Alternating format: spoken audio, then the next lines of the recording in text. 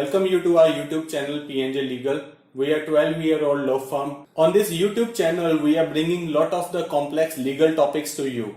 We are also presenting lot of business opportunities for the entrepreneurs to get ventured into. Registration under 12A and 80G. What do sections 12A and 80G refer to? Sections 12A and 80G refers to the respective sections from the Income Tax Act 1961. The two sections are in special relation to the non-profit entities, which may include NGOs, religious organizations, trusts, etc.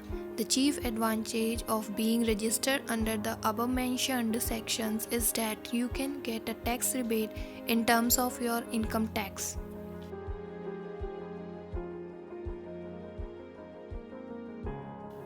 What is Section 12A? Section 12A of the Income Tax Act simply describes that which entities can be regarded as non-profit organizations.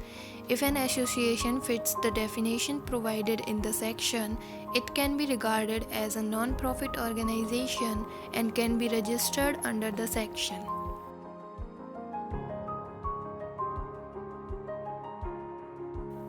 Who can register under 12A?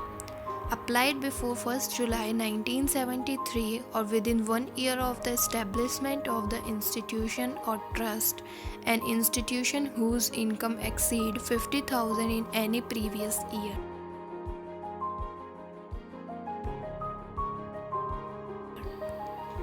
What happens when you register under 12A? Registration under 12A grants a tax exemption certificate to the organization. In its absence, normal tax rates will have to be applied on the institution. It acts as a proof of the rightful existence and goals of the organization. It will help you seek grants from the government as well as from the associations that function outside the India. What is Section 20G? Section 20G of the Income Tax Act simply gives provisions for deduction in taxes with respect to donations to certain funds and charitable trusts. This section provides a long list of the institution or funds where you can get tax deduction on donations. Any donation to such trusts or funds will help you get 50% deduction on the taxes.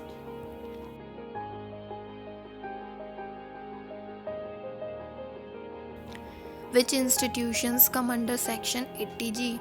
National Defence Fund, PM's National Relief Fund, Non-Profit Organization, NFCH, and others.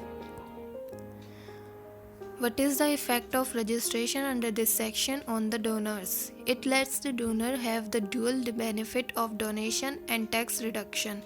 In the first case, it makes the donor feel good about the donation he has made for a positive cause, the cause concerning the respective organization, and so on.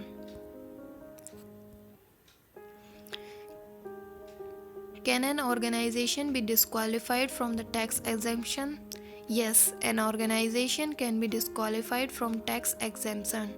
Even after registering completely and properly under the required sections, Section 12A and Section 80G, and meeting all the requirements for tax exemption under the Income Tax Act 1961, an organization may still be debarred from tax exemption. Conditions under which an organization can be disentitled. If the organization has any non-exempted income, any business or commercial purpose which is not to be included in the ambit of the required sections. If the organization does not maintain its routine account of expenditures and receipts as is required by it to do, its tax exemption is forfeited, and so on. Is there a limit on donations to the organization? The Income Tax Act also lays a limit on the donation that can be made by one donor to the organization. It is a misconception that there is 50% deduction for the amount donated. However, this is only partially right, because the donor can only donate 10% of his total gross income. Conclusion. Therefore, it can be said that the sections 12A and 80G of the Income Tax Act are a boon for the charity organizations, whereas on one hand, Section 12A helps the respective organizations to be exempted from the tax rates. On the other hand, Section 80G gives the donors a benefit of money redemption from their taxable income, thus leading to more and more donations and increased charity.